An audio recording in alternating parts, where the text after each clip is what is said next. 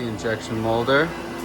We have the boundless molds in here currently. So the top mold and the bottom mold. We're testing out different finishes on the mold right now. So you can see the bottom mold is polished and the top mold has been bead blasted. Give it a rougher texture. It's the other side of the mold. We start up a cycle here.